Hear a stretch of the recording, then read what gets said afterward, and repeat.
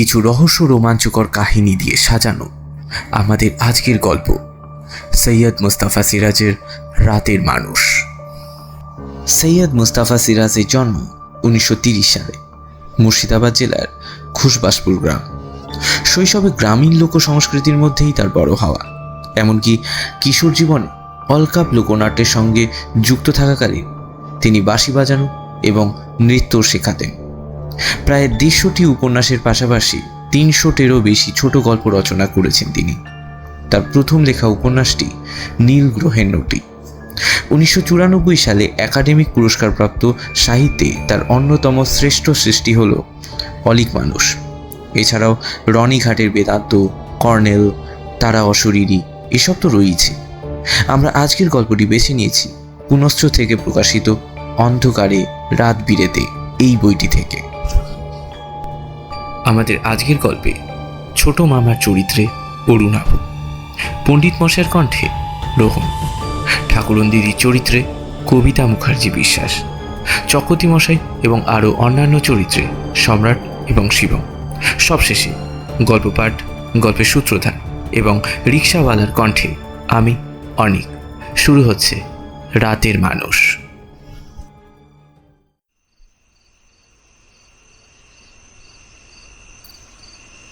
ঝুলন পূর্ণিমার রাতে গঞ্জের মেলায় ছোট মামার সঙ্গে কলকাতায় যাত্রা দেখতে গিয়েছিলাম। সন্ধ্যের দিকে বৃষ্টি পড়ছিল। ফেরার সময় দেখি আকাশ একেবারে ফাঁকা। ঝলমলে চাঁদ কাত হয়ে বাদবাকি জ্যোৎস্না ঢেলে একেবারে নিজেকে খালি করে দিচ্ছে। রাস্তাও একদম শুনশান ফাঁকা।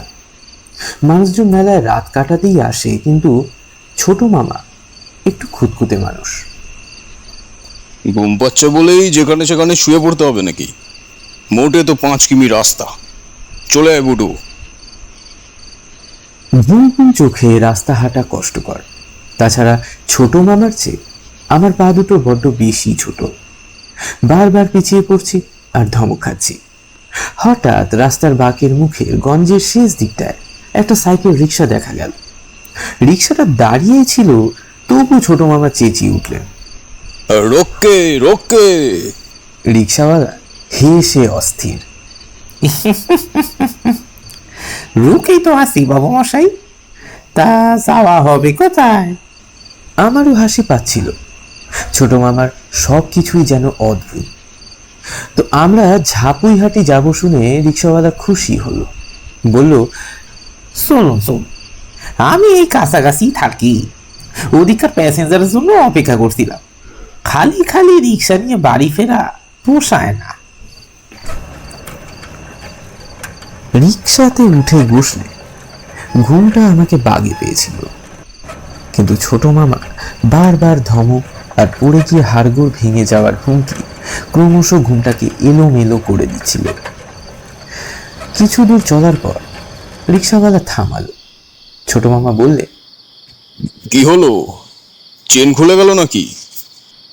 রিক্সাওয়ালা সিট থেকে নেমে বলল, আগে না, এই চকতি মশাই হজমিগুলি আনতে দিয়েছিলেন, যাই গিয়ে দিয়ে আসি। এখানে কোথায় তোমার চকর্তি মশাই? রিক্সাওয়ালা কান করল না।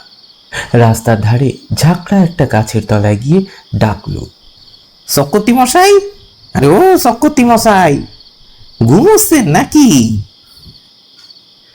গাছের ভেতর থেকে খ্যান খ্যানে গলায় কেউ বলল, আরে ঘুমাবো কি রে বাবা, পেট একেবারে আইডাই করছে, তাই তো দেরি করলি কেন রে?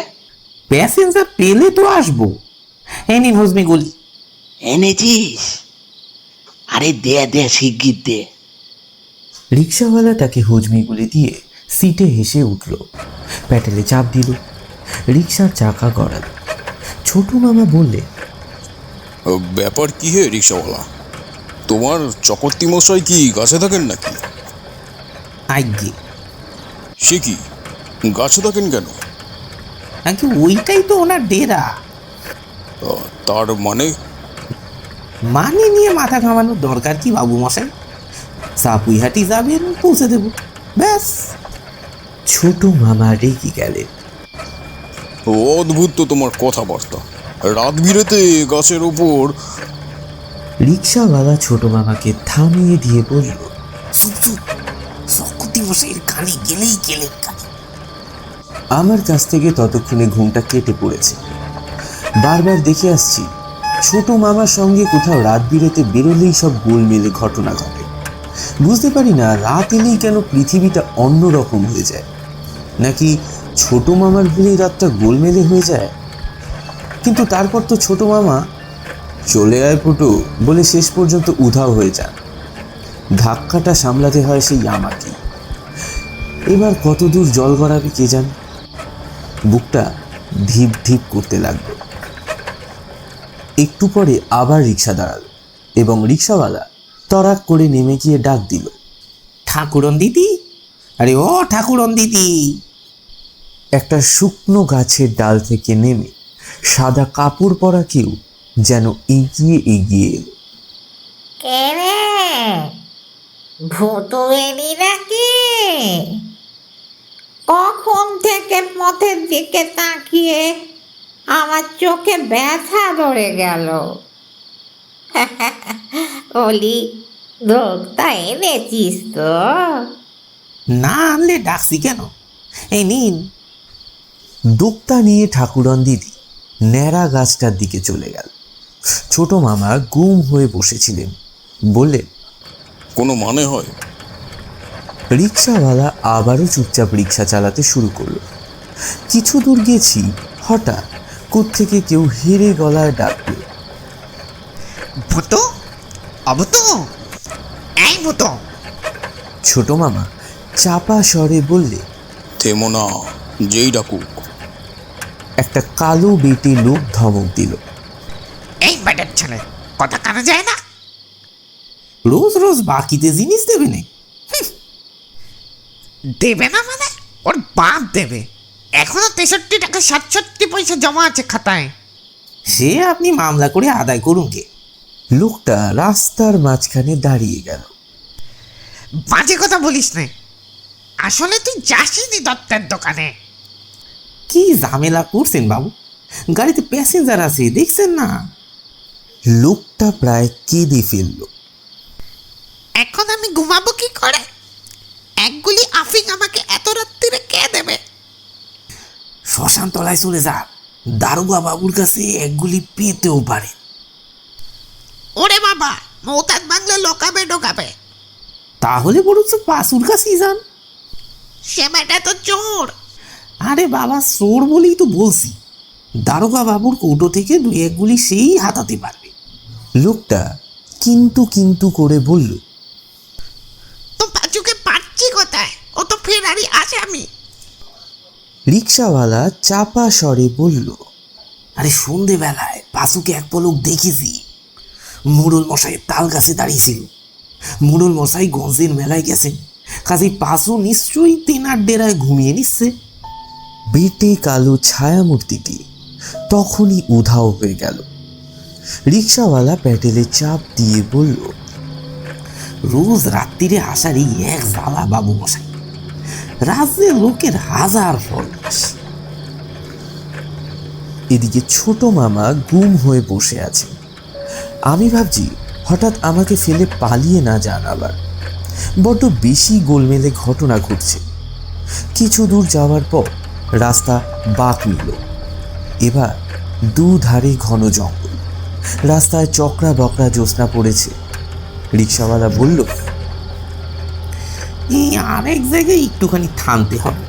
সিঙ্গি মশাই নসির কৌটোটা দিয়েই আমার ছুটি। এখানে জঙ্গলটা একটু ফাঁকা। রিক্সা সেখানে থামল। রিক্সাওয়ালা সিট থেকে নেমে রাস্তার ধারে গিয়ে চেঁচাতে থাকলো, সিঙ্গি মশাই, আরে ও সিঙ্গি মশাই। তারপর সাড়া না পেয়ে এগিয়ে গেল। আর তাকে দেখতে পেলাম না। ভয় ভয় ডাকলাম, ছোট মামা, ছোট মামা। ছোট মামা বিরক্ত হয়ে বললে, চুপচাপ বসে থাক, আমাদের বাড়ি পৌঁছানো নিয়ে কথা। এমন সময় কাছাকাছি একটা গাছ থেকে কেউ বলল, এই কারারে এখানে? ছোট মামা ভারী কি চালে বললেন, আমরা। আমরা মানে? নাম কি? বাড়ি কোথায়? ছোট মামা রেগেই ছিলেন, বললেন, তা জেনে তোমার কাজ কি? তুমি কে আর গাছে কি করছো? হ্যাঁ, বলে কি গাছে কি করছি? ন্যাকা। খবরদার বাজে কথা বলবেন না, বলে দিচ্ছি। এটা বাজে কথা হলো? জানো না গাছে কি করছি? না, জানি না। আমরা মানুষ, আমরা তোমার মতো রাত বিরেতে গাছে কাটাই না।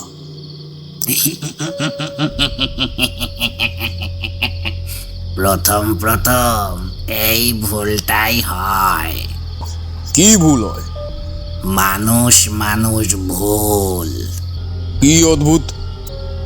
অদ্ভুত তো বটেই। ওই অদটুকু বাকি যেতে কয়েকটা দিন দেরি, এই যা। তা তোমরা কি ডেরা খুঁজে বেড়াচ্ছ? বোকার কাকে বলে? ভূতর রিক্সোতে চেপে? ভূতটা কিন্তু 1 নম্বরের ধরিবাজ, সাবধান করে দিচ্ছি কিন্তু। ছোট মামা রিক্সা থেকে নেমে ঘুষি পাকিয়ে দাঁড়ালেন। কে হে তুমি? গাছ থেকে নেমে এসো তো দেখি। আমিও আর নামতে দেরি করলাম না। ছোট মামার মারামারি করার অভ্যেস আছে, কিন্তু রাত বিরেতে গাছের লোকটার সঙ্গে এঁটে উঠতে পারবেন কিনা এটা আমার সন্দেহ। রিক্সাওয়ালাও আসছে না, মারামারি বাঁধলে থামাবে কে, এটাই আমার ভাবনা। ছোট মামা ঘুষি বাগিয়ে এবার হুঙ্কার দিলেন, কামন কামন। গাছের লোকটাও বিদঘুট এরকম হাসলো।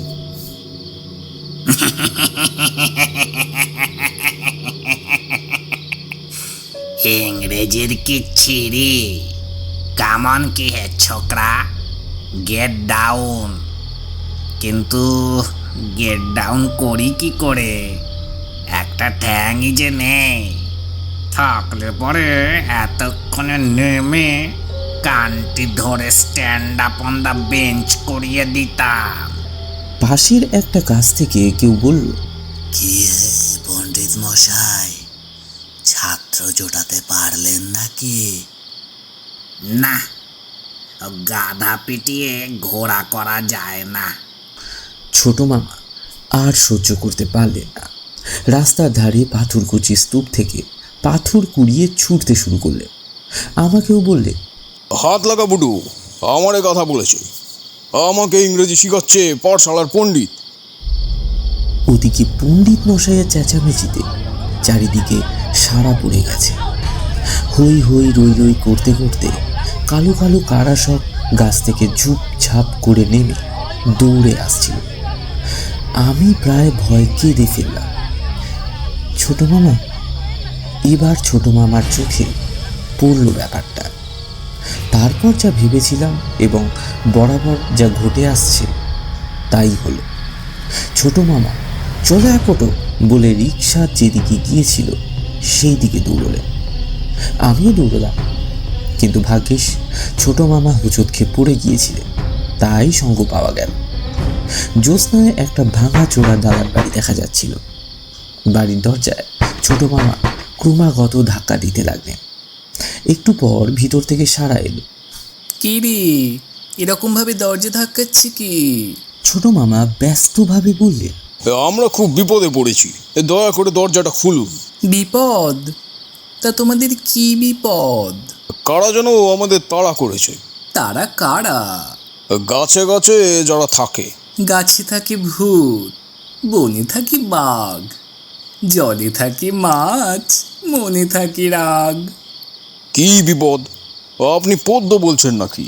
ঠিক ধরেছ। কেমন হয়েছে বলো পদ্যটা? খুব ভালো।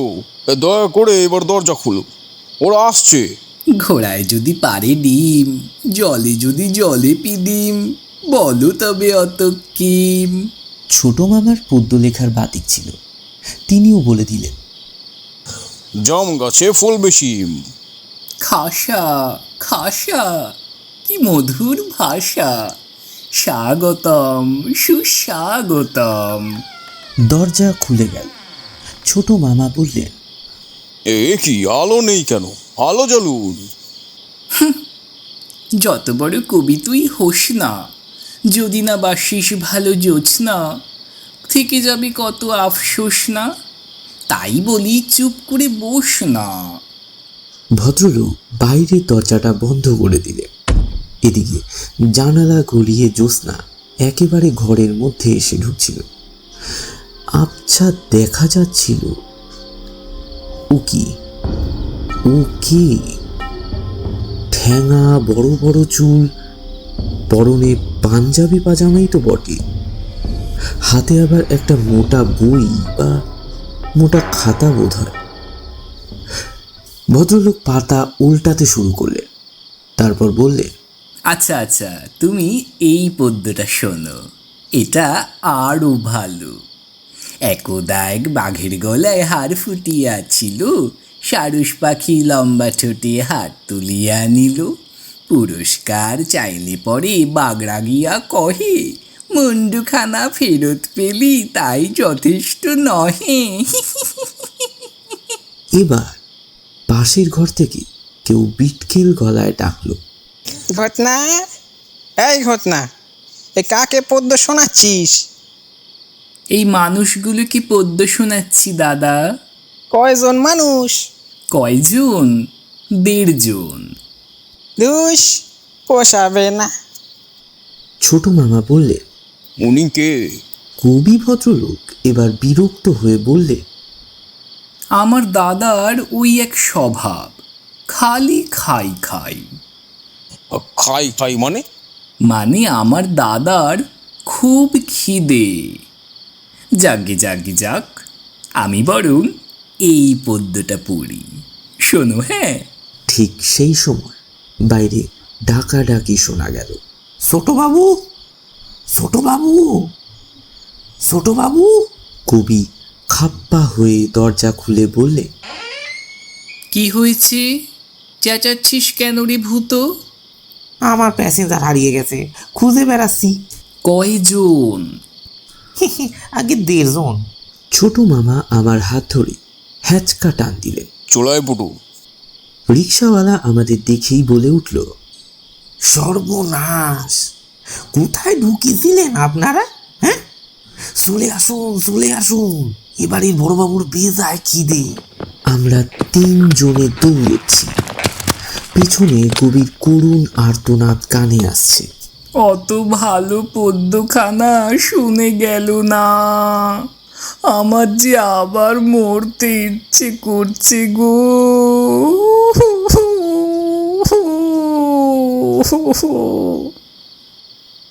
ছোট মামা রাস্তার কাছে গিয়ে হাঁপাতে হাঁপাতে বললেন, ও হে রিক্সাওয়ালা, ওরা সব নেই তো?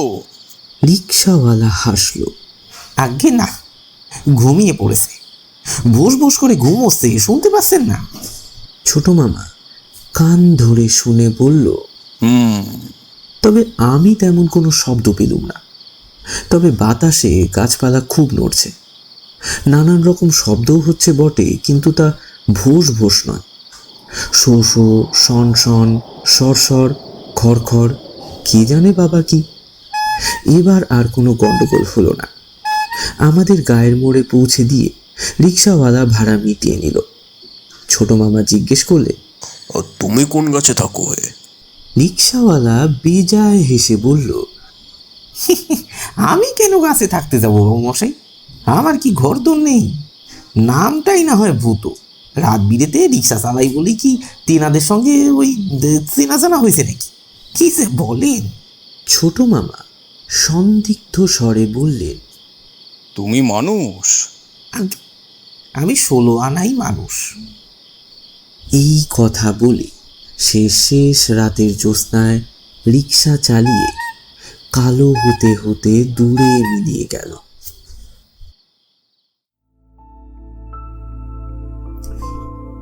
শুনছিলেন রাতের মানুষ। আমাদের নিবেদন যদি আপনাদের ভালো লেগে থাকে তাহলে লাইক, কমেন্টস এবং শেয়ার করতে ভুলবেন না।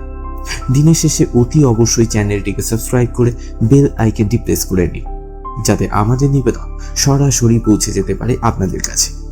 দেখা হচ্ছে পরবর্তী কোনো গল্পে।